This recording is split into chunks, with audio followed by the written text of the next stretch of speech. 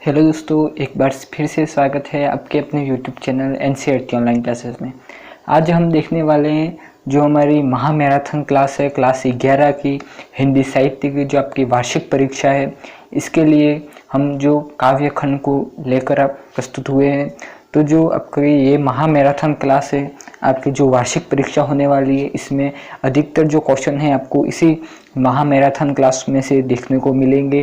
तो अभी तक किसी ने चैनल को सब्सक्राइब नहीं किया, चैनल को सब्सक्राइब कर लेना है और वीडियो को लाइक कर लेना है, जिससे आने वाले जो अन्य वीडियो की नोटिफिकेशन है वो सबसे पहले आप तक पहुंच जाए। और जो न्यू सेशन है क्लास 12वीं की न्यू सेशन चालू होने वाला है, न्यू सेशन 1 मई से चालू होने वाला है।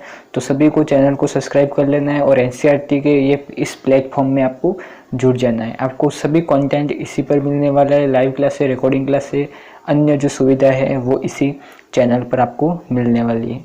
तो चलिए स्टार्ट करते हैं हम क्लास 11 के हिंदी साहित्य का जो काव्य खंड है महामैराथन क्लास के अनुसार। तो ये जो काव्य खंड है, अध्याय फर्स्ट है कबीर। काव्य खंड का पहला अध्याय कबीर को देखेंगे। पाठ परिचय कंप्लीट देख लेना है कि आपका पाठ परिचय में से अधिकतर क्वेश्चन आपके बनने के फुल चांसेस यहाँ से हो जाते हैं, क्योंकि इसमें से अधिकतर क्वेश्चन आपने हिंदी अनिवार्य में देखा था कि अधिकतर क्वेश्चन इसमें से ही फिल हुए थे। पाठ्यपुस्तक में कबीर ने क्या बताया वो देखेंगे कि पाठ्यपुस्तक में कबीर के 2 पद दिए गए हैं। पहले पद में हिंदू और मुसलमान दोनों का धर्माचरण प्रवार करते हुए ब्राह्मणों और कुरीतियों की आलोचना की गई है। दूसरे पद में कबीर ने खुद विरहणी स्त्री के रूप में प्रस्तुत करते हुए प्रियतम पर गौर लौटने की आकांक्षा व्यक्त की है। दाम्पत्य प्रेम और घर की महानता इस पद के केंद्र है। कबीर के ये दोनों पार्श्वनाथ तिवारी द्वारा संपादित कवि वाणी में कबीर वाणी से लिए गए। संपादित किससे लिए गए? कबीर वाणी से लिए गए। तो कबीर वाणी से ये लिया गया। आपका ये 1 नंबर का क्वेश्चन यहाँ पर पूछ सकता है कि पहले पद में कबीर ने क्या वर्णन किया है। तो पहले पद में हिंदू और मुसलमान दोनों के जो धर्माचरण ये प्रवार किए गए और जो ब्राह्मणों और कुरीतियों को इसमें बताया गया। दूसरे पद में क्या बताया कि वीरानी स्त्री के रूप में उसको खुद को कबीर ने अपने आप को खुद को वीरानी स्त्री के रूप में प्रस्तुत किया है और अपने जो प्रियतम है वो घर के लौटने की आकांक्षा व्यक्त की है। तो ये आपका पाठ परिचय में हो गया। इसके बाद इस तरह का ये क्वेश्चन आपका अन्य जिलों में आपका जो है डायरेक्ट आपको क्वेश्चन ही मिल सकते हैं। इसमें जो बोर्ड ने जारी किया है उसमें आपको इस तरह का जो पैटर्न है वो देना होगा, पर आपका जो एग्जामिनर है वो ये इस तरह के क्वेश्चन नहीं देते। तो इस तरह के क्वेश्चन आपको देखने को मिलते हैं, लघुतरात्मक क्वेश्चन देखने को मिलते हैं। ये क्वेश्चन आपका इम्पोर्टेंट है। अरे इन दोहू न राह न पाए से कबीर का क्या आशय? वे किस राह की बात कर रहे हैं? अरे इन दोहू न राह है, तो इसमें हिंदू और मुसलमान के ब्राह्मण जो आडंबर है उसको बताया गया। चौथा क्वेश्चन है कबीर ने हिंदू मुसलमानों को क्या संदेश दिया है? तो ये आपका मोस्ट इम्पोर्टेंट हो गया। इसके बाद छठा जो है वो भी मोस्ट इम्पोर्टेंट है। अन्न न भावे नींद न आवे का क्या कारण है? कि अन्न न भावे नींद न आवे का मतलब है कि जो अपने कबीर अपने प्रियतम को याद करते हैं, जिसको याद करते हुए उनकी याद आती है, जिसके उनकी याद आती है तो उनको न तो खाना अच्छा लगता है न ही नींद आती है। तो ऐसी स्थिति किसकी हो गई है? तो कबीर की हो गई है। इसके बाद कबीर ने किससे शादी करने पर व्यंग किया है? तो किस पर शादी करने पर व्यंग किया गया? तो इसमें से आपको बताना है। ये आपका 7वां क्वेश्चन भी इम्पोर्टेंट होने वाला है। इसके बाद है दूसरा सूरदास, मोस्ट इम्पोर्टेंट आपका जो ये कवि परिचय होने वाला है आपका आ सकता है। सूरदास का टिक लगा देना है, इसको याद ही करके जाना है। सूरदास का जो परिचय है उसको आपको कंप्लीट ही याद कर लेना है। इसकी रचनाएं भी 2-3 ही 4-5 ही है, तो आपको ज़्यादा याद करने की ज़रूरत भी नहीं पड़ेगी। जन्म स्थान कहाँ हुआ और इनकी जो महत्वपूर्ण रचनाएं उनको पुरस्कार कौन से मिले, उनकी जो जीवनी है वो उसको बताना है। सूरदास को देखते हैं। तो सूरदास के पहले पद पहले पद में बाल कृष्ण की जो बाल लीला है उसका वर्णन किया गया है। तो सूरदास के पहले पद में किसका वर्णन किया गया है? तो कृष्ण की बाल लीला का वर्णन किया गया है कि खेल में हार जाने पर कृष्ण अपनी हार स्वीकार नहीं करना चाहते। यहाँ बाल मनोविज्ञान का सूक्ष्म चित्रण देखा जा सकता है। दूसरे पद में क्या बताया गया? ये पहले पद में तो ये हो गया, और दूसरे पद में बताया गया है कि जो गोपियाँ हैं कि गोपियाँ अपने सखियों से कृष्ण की मूल्य के प्रति जो रोष प्रकट करती हैं, उससे कृष्ण के प्रति उनका प्रेम भी प्रकट होता है। मूली कृष्ण के नज़दीक ही नहीं है, वह जैसा चाहती है कृष्ण वैसा ही करवाती है। कि दूसरे पद में ये बताया गया है कि गोपियाँ जो सखी है वो कहती है कि कृष्ण की जो मुरली है वो अपने अनुसार उनको नचाती है, और इस तरह उनकी आत्मीय बन जाती है। और इस पद में गोपियों की मुरली के प्रति ईर्ष्या भाव प्रकट किया गया कि गोपियों का मुरली के प्रति ईर्ष्या भाव प्रकट किया गया है। ये आपका जो पद है ये इम्पोर्टेंट है, आपका व्याख्या में आ सकता है, व्याख्या करनी है आपको तो ये आ सकता है खेलन में काको घुसे, या ये मोस्ट इम्पोर्टेंट है, आपको इसमें पूरा व्याख्या को कर लेना है। व्याख्या आ सकती है क्योंकि आपके पाठ्यक्रम में व्याख्या बताई गई है, तो आपकी व्याख्या आ सकती है। इसमें मोस्ट इम्पोर्टेंट क्वेश्चन है तीसरा कि मुरली तो गोपाल भावती पद में सोते या भाव व्यक्त हुआ है, क्यों? ये आपको मोस्ट इम्पोर्टेंट है। इसके बाद है पांचवा क्वेश्चन, खेल में रुकने वाले साथी के साथ सब क्यों नहीं खेलना चाहते हैं? तो ये भी मोस्ट इम्पोर्टेंट आपका जो है क्वेश्चन होने वाला है। इसके बाद सातवां क्वेश्चन है कृष्ण के अधरों की तुलना किससे की गई है?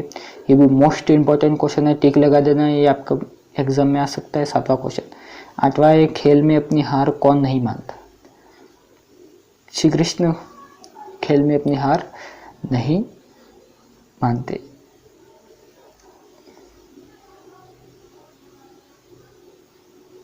इसके बाद आपका अध्याय तीसरा है देव।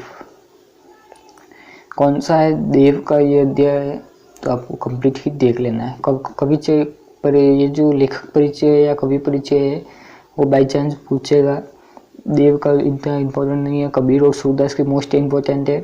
तो इस देव के वित्त सेवैयों में प्रेम और सौंदर्य के इंद्रधनुष के चित्र मिलते हैं। प्रेम और सौंदर्य के इंद्रधनुष के चित्र मिलते हैं। देव की जो प्रमुख सेवैया हैं उसमें संकलित सेवैया और कविताओं में एक और जहाँ रूप सौंदर्य का अलंकारिक चित्रण है। हंसी की चोट विप्लव श्रृंगार का अच्छा उदाहरण है। कृष्ण के मुंह फेर लेने से गोपियाँ हंसना ही भूल गई है। वे कृष्ण की खोज कर हार गई है। अब तो वे कृष्ण के मिलने की आशा पर ही जीवित हैं। उनके शरीर के पंच तत्वों में से केवल आकाश तत्व ही शेष रहा है। तो पंच तत्व आपको बताना है, आकाश, अग्नि, वायु, भूमि। सपना में गोपी स्वप्न में कृष्ण के साथ झूला झूलती है, तभी उसकी नींद टूट जाती है, उसका सपना खंडित हो जाता है। इसमें संयोग वियोग का मार्मिक चित्रण किया गया है। संयोग वियोग का मार्मिक चित्रण किया गया है। तो इस तरह का आपका ये पाठ परिचय हो गया। अब आपकी व्याख्या, तो इसमें से ये व्याख्या इंपॉर्टेंट है, व्याख्या आ सकती है। प्रश्न भी देख लेने, ये आपकी व्याख्या मोस्ट इम्पोर्टेंट है। ये व्याख्या आपकी आ सकती है, इसको पढ़ के जाना है। इसके बाद इसमें के प्रश्न देखते हैं। तो तीसरा प्रश्न है नायिका सपने में क्यों प्रसन्न थी और वो सपना कैसे टूट गया? हंसी की चोट सेवई में कवि ने श्रृंगार के किस पक्ष को व्यक्त किया है? इसके बाद सपना कविता का मूल भाव आपको बता देना है कि मूल भाव क्या है। ये 3 नंबर का या 4 नंबर का क्वेश्चन में पूछ सकता है कि सपना कवित्व का मूल भाव आपको लिखना है। मोस्ट इम्पोर्टेंट क्वेश्चन है। 7वां क्वेश्चन है दरबार में रात भर नाचा, कौन नाचा था दरबार में रात भर? तो ये आपको बताना है। इसके बाद चौथा चैप्टर है पद्माकर। पद्माकर आपका जो चैप्टर है वो होने वाला है चौथा चैप्टर पद्माकर, अध्याय 4 पद्माकर। तो इसमें क्या बताया गया पद्माकर में कि जो पद्माकर है, पद्माकर ने पहले भक्ति में कवि ने प्रकृति सौंदर्य का वर्णन किया। पहले पद में प्राकृतिक सौंदर्य का वर्णन किया गया। प्रकृति का संबंध विभिन्न ऋतुओं से है। वसंत ऋतुओं का राजा है।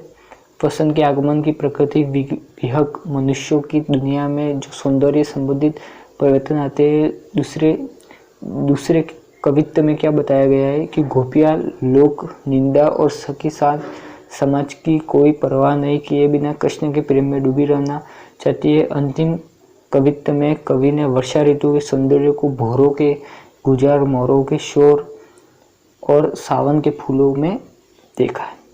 इसके बाद ये आपकी जो व्याख्या है ये भी मोस्ट इम्पोर्टेंट व्याख्या है, आ सकता है। इसके जो मोस्ट इम्पोर्टेंट क्वेश्चन है वो देखते हैं। तीसरा जो क्वेश्चन है वो मोस्ट इम्पोर्टेंट है, पहले छंद में कवि ने किस ऋतु का वर्णन किया गया। इसके बाद आपकी जो चौथा प्रश्न है, और एक ही बार बार आवृत्ति होने पर इस विशिष्टता का उत्पन्न हुए, तो बसंत का आवागमन पर वातावरण में क्या क्या परिवर्तन हुआ है, तो ये भी मोस्ट इम्पोर्टेंट क्वेश्चन है, टिक लगा देना है। छठा क्वेश्चन को टिक लगा देना है, वसंत आवागमन में वातावरण में क्या परिवर्तन होता है ये बताना। सातवां क्वेश्चन है आपका कि कवि पद्माकर के अनुसार सावन में सुहावना लगता है, तो इसमें से आपका ये क्वेश्चन को देख लेना। अब आपका आता है पांचवा चैप्टर है सुमित्रानंदन पंत। पांचवा चैप्टर आता है सुमित्रानंदन पंत। ये मोस्ट इम्पोर्टेंट कवि परिचय आपका होने वाला है। मोस्ट इम्पोर्टेंट कवि परिचय होने वाला है सुमित्रानंदन पंत। अब देखते हैं उसका पाठ परिचय। पाठ परिचय में क्या बताया गया है कि संकलित जो कविता है सुमित्रानंदन पंत द्वारा जो रचित कविता है, इस कविता में बताया गया है कि संध्या के जो बाद का उनके ग्राम्य संकलन से ली गई। संध्या के बाद जो उनकी कविता है वो किससे ली गई है, तो ग्राम्य संकलन से ली गई है। मोस्ट इम्पोर्टेंट क्वेश्चन यहाँ से बन जाता है आपका कि कहाँ से लिया गया, तो ग्राम्य संकलन से ली गई है। ग्राम्य का मूल स्वर ग्रामीण जनजीवन के प्रति विविध सामाजिक यथार्थों से जुड़ता है, कि जनजीवन के विविध जो सामाजिक और यथार्थ से जुड़ता है। इस कविता में ढलती हुई सांझ के समय गांव में वातावरण, जनजीवन और प्रकृति का सुंदर चित्रण किया गया। जनजीवन और प्रकृति का यहाँ पर क्या किया गया, सुंदर चित्रण किया गया है। सुमित्रानंदन पंत द्वारा जो यह रचित है कवित्व, उसमें बताया गया, और जिसमें वृद्धाएं, विधवाएं और खेत से घर लौटते समय किसान पशुओं का चित्रण भी किया गया। तो इसमें आपको क्या करना है, इसमें आपको जो व्याख्या है इसको कंप्लीट ही देख लेना है। मैं आपको कौन सी व्याख्या करनी है, तो ये व्याख्या आपको कंप्लीट देख लेनी है। इसके बाद आपको मोस्ट इम्पोर्टेंट क्वेश्चन सीरीज इसमें है कि पंत जी ने नदी के तट पर जो वर्णन किया उसके अपने शब्दों में लिखना है। बस्ती के छोटे गांव में अवसाद में किन किन उपकरणों को व्यक्त किया, ये मोस्ट इम्पोर्टेंट क्वेश्चन है। इसके बाद छठा क्वेश्चन मोस्ट इम्पोर्टेंट, सामाजिक समानता की छवि की कल्पना की किस तरह अभिव्यक्ति हुई है। ये आपके जो क्वेश्चन है ये मोस्ट इम्पोर्टेंट। गंगा तट की रेती का रंग है, कैसा रंग है गंगा तट की रेती का, तो ये आपको बताना। आपको तो अपने चैप्टर पूरा पढ़ा होगा, आपको पता होगा। ये सिर्फ रिवीजन हो रहा है, रैपिड रिवीजन, जिसमें महामैराथन क्लास है, तो इसमें से ही अधिकतर क्वेश्चन आपको देखने को मिलेंगे। तो इसको आपको जो मैंने बताया वो आपको पढ़ के ही जाने। महादेवी वर्मा, ये मोस्ट इम्पोर्टेंट परिचय आ जाता है आपका। महादेवी वर्मा का जन्म कब हुआ, कहाँ हुआ, उनकी रचनाएं, उनको सम्मान कौन कौन से मिले, उन्होंने क्या क्या जीवनी में क्या क्या किया, ये आपको पूरा लिखना है। शिक्षाएं लिखनी है, शिक्षा कहाँ पर प्राप्त हुई। अब उसका जो पाठ परिचय है वो देखते हैं। तो पाठ परिचय में क्या बताया गया है कि पाठ्य पुस्तक में महादेवी वर्मा के 2 गीत संकलित है। पहला गीत स्वाधीनता आंदोलन की प्रेरणा से रचित जागरण गीत है। इसमें भीषण कठिनाइयों की चिंता न करते हुए कोमल बंधनों के आकर्षण से युक्त होकर अपने लक्ष्यों की ओर निरंतर बढ़ते रहने का आह्वान किया गया है। अब जो मोह माया के बंधन में जकड़े मानव को जगाते हुए महादेवी वर्मा ने जाग तुझको दूर जहां, ये जो कविता है ये इसमें बताया गया। ये गीत है जाग तुझको दूर जाना, इस गीत के माध्यम से बताया गया। दूसरा गीत है सब आंखों के आंसू, जिले में प्रकृति ने उस स्वरूप की चर्चा हुई है जो सत्य और यथार्थ है, जो लक्ष्य तक पहुंचने में मनुष्य की मदद करता है। प्रकृति के इस परिवर्तनशील यथार्थ को जुड़कर मनुष्य अपने सपनों को साकार करने की राह चुन सकता है। तो आपके इसमें से इम्पोर्टेंट क्वेश्चन कौन सा इसमें है कि बताइए कि गीत स्वाधीनता आंदोलन में इसका मूल भाव क्या है। तो उसमें इतनी ही आपको 5-6 लाइनें लिख देनी है। जहाँ को तुझको दूर जाना, इसमें क्या बताया गया है, तो इसका भी दूसरा गीत सब आंखों के आंसू उछले, इसमें मूल भाव क्या है, तो इसमें ही आपको इतनी 4 लाइनें लिख देनी है जी। ये जो पाठ परिचय में है, दूसरा कुछ लिखने की ज़रूरत नहीं है। इसमें आपको सब आंखों के आँसू ले ये जो व्याख्या है वो कंप्लीट आपको याद कर लेनी है। सूरदास और कबीर की तो और देव की जो व्याख्या है उसको तो कंप्लीट कर ही लेना है। उसमें से एक व्याख्या आपको अथवा में आने वाली है, तो उसमें से ही आपकी एक व्याख्या आने वाली है। इसके जो मोस्ट इम्पोर्टेंट क्वेश्चन है इसको देखते हैं। तो तीसरा क्वेश्चन है जाग तुझको दूसरा गीत की प्रेरणा स्रोत क्या है। तो मैंने जो अभी बताया पाठ परिचय वही इसमें लिख देना है, तो आपको पूरे में से पूरे नंबर मिल जाएंगे। इसके बाद पांचवा क्वेश्चन है जो मोस्ट इम्पोर्टेंट क्वेश्चन है कि कविता में अमरता सूत का संबोधन किसके लिए आया है और क्यों आया है। छठा क्वेश्चन है तू न अपनी चाह को अपने लिए कारा बनाना, पंक्ति में भाव स्पष्ट करना है। इसके बाद सातवां क्वेश्चन है कविता ने अपनी सभी आंखों के आंसू को बताया है, किसके समान बताया है, तो ये आपको इसमें से आपको फिलिंग करना है। इसके बाद सातवां चैप्टर आता है नरेंद्र शर्मा। ये लेखक परिचय कवि परिचय इंपॉर्टेंट नहीं है, तो इसको याद करने की ज़रूरत नहीं है। पाठ्य पुस्तक में नरेंद्र शर्मा की कविता नींद उचट जाती है दी गई है। इसमें नींद उचट जाती है इस कविता में कवि ने एक ऐसी लंबी रात का वर्णन किया है जो समाप्त होने का नाम नहीं ले रही है और कवि को प्रकाश की कोई किरण भी नहीं दिखाई दे रही है। कविता का यह अंधेरा दो स्तरों पर है। व्यक्ति के स्तर दुस्वप्नों और निराशा का अंधेरा है। समाज के स्तर पर विकास और चेतना का जागृति के न होने का अंधेरा है। कवि जागरण के द्वारा इन दोनों अंधेरों से मुक्त होने और प्रकाश का कपाट खोलने की बात करता है। तो इसमें ये बताया गया।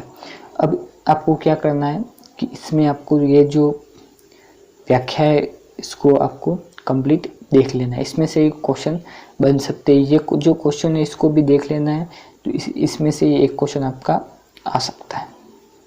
इसके बाद है तीसरा क्वेश्चन आपका इम्पोर्टेंट नहीं है, चौथा क्वेश्चन को एक बार आना है। चौथा क्वेश्चन देख लेना है कवि को किस प्रकार की आस रात तक भटकाती है और क्यों।